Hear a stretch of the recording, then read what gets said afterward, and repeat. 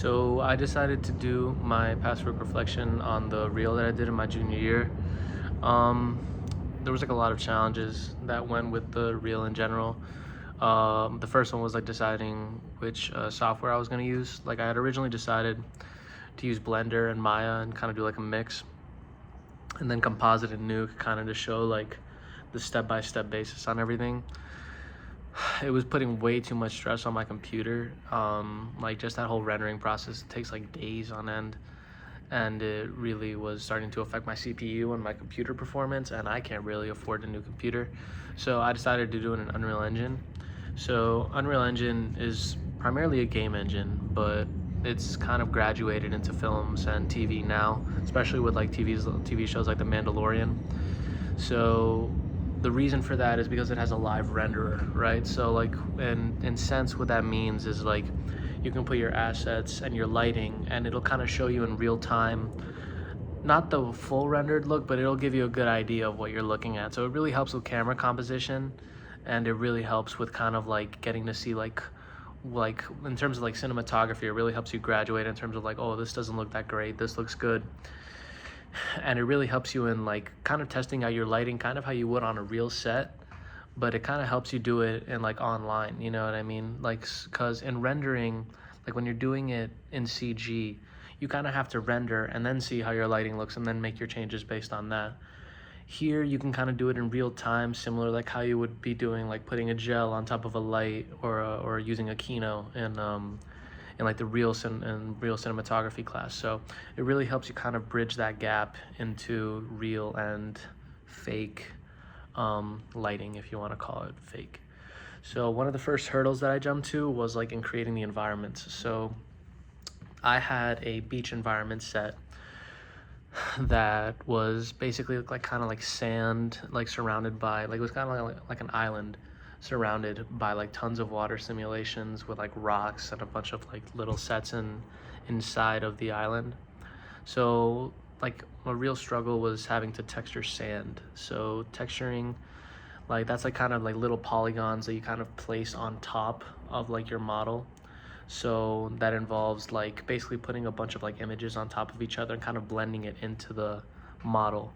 So I had to take a ton of like little sand granules using a noise texture. So it's very similar to like real world noise, you know what I mean? Like when you have your camera and it's like, oh, that looks a little bit noisy. It's the same concept, but in this case you're actually using it to your benefit and then coloring the little like pixels to make it look like sand. Another texturing issue that I had was in a space scene that I had. So basically I took like a sphere and I put all of like the cameras, like I put the camera inside the sphere, made the sphere hollow, and then I would texture the inside of the sphere. So what I textured it with, what I would start off with like a plain black to create like the illusion of space. I had a noise texture that it would be like sort of spaced out to create the illusion of stars. And then with lens flares and then like a textured planet, like another sphere inside of the sphere that I already have, that kind of made the illusion of like a space scene. And then like the spaceship I had was a model that was provided to me. So that was really cool. It was really cool to make all this kind of stuff. Another challenge was rock formations. So the cool thing about Unreal Engine is that they have something called nanite settings. So nanite settings is basically when it takes like the textures and polys of your model and it kind of makes them smaller, it sort of divides them, so then you can increase the size of them to make it look like way bigger than it is, but it still looks realistic, it still looks grounded in reality, you know what I mean? So let's say I have like a pebble, like a tiny like microscopic rock. With the nanite, it'll help you kind of increase the size of it to where now it'll look like a mountain, but it'll still look tangible in the real world. So the final challenge was like multiplying single models. So I had like a tree, right? And I wanted to place a lot of them at the same time to make kind of the illusion of a forest, but it wasn't quite working right because it was too much geometry and too much data for my computer to render at one setting. And it was even causing Unreal Engine to crash, which you have to really screw up if that happens, you know what I mean? So what you have to do is basically kind of sort of flatten it, make it into like a PNG almost, and then stack them on top of each other, making a simulation. And it kind of tells Unreal Engine when to render and when to not, you know what I mean? Like when it's off camera, it's not gonna.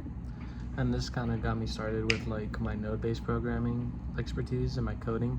So after that, I realized that I definitely had to take coding classes, which I ended up taking at DePaul. So these kinds of things really help me out, like in the future with like Maya and Blender, like that kind of coding expertise, and like with the recommendation like of the people that I submitted the reel to. So like I applied to Warner Brothers and Lucasfilm, got interviews with them, didn't get the job unfortunately, but you know, like these kinds of failures are pretty common, so it's all good. Like this real experience really helped me out in both time management, like teamwork and all that. So it still stands regardless. Like my project like at some point definitely helped me out in my future. So I mean, it really helped me like imagine like going from this to this, you know. So it's definitely an experience. So hopefully I get a good grade on this one. Thank you very much for listening.